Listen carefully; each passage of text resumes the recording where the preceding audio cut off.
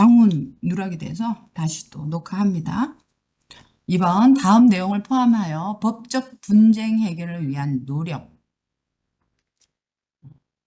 노력이라는 제목으로 글을 쓰시오. 그래서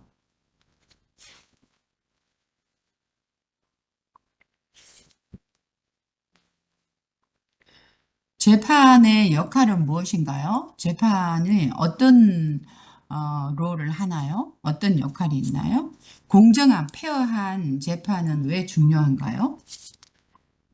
그리고 법률 전문가의 도움을 받을 비용이 없는 경우, 돈이 없는 경우에 어디에서 도움을 받을 수 있나요?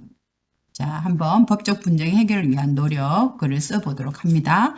재판의 역할은 무엇이에요? 재판은 개인이나 단체 간의 분쟁을 공정하게 해결하는 역할을 한다. 그래서 분쟁이 생겼을 때 서로 개인이나 단체 간에 그런 트러블이 생겼을 때 공정하게, 페어하게 리솔트하는, 해결하는 역할을 한다.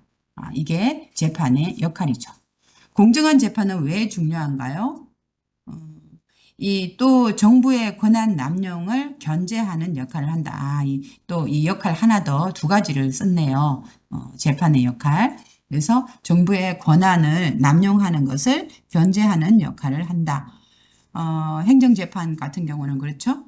두 번째는 그럼 공정한 재판은 왜 중요한가요? 공정한 재판은 권력 남용을 방지하는 거예요. 그래서 어떤 한 개인이 자기 마음대로 하거나 아니면은 또 국민의 자유와 권리를 또 보호하기 위한 거죠. 그래서 권력 남용을 방지하고 사회의 모든 구성원들이 법의 벌을 받을 수 있기 때문에 보호를 받는 거예요. 재판은 법의 국민의 자유와 권리를 보호하기 위해서 있는 거죠. 그래서 법의 보호를 받을 수 있기 때문에 중요하다. 그럼 법률 전문가의 도움을 받을 비용이 없는 경우에는요. 법률 전문가의 도움을 받을 비용이 없는 경우에는 어떻게 하라고요? 그렇죠. 대한법률구조공단의 도움을 받을 수 있다. 이곳에서 무료로 법률 상담, 재판 상담, 소송 대리 등의 지원을 해준다. 이게 37가 권리보호법의 분쟁 해결을 위한 노력의 글입니다. 그래서 공정하게 이 재판을 하는 이유는 재판은 개인이나 단체 간의 분쟁을 공정하게 해결하는 역할을 한다. 또 정부의 권한 남용을 견제하는 역할을 한다. 그래서 이게 조금 반복이 돼서요. 재판은 개인이나 단체 간의 분쟁을 공정하게 해결하고, 그죠? 해결하고 정부의 권한 남용을 견제하는 역할을 한다. 공정한 재판은 권력 남용을 방지하고 사회의 모든 구성원이 법의 보호를 받을 수 있기 때문에 중요하다. 왜 중요한지 법률 전문가의 도움을 받을 비용이 없는 경우, 돈이 없는 경우 대한법률구조공단의 도움을 받을 수 있다.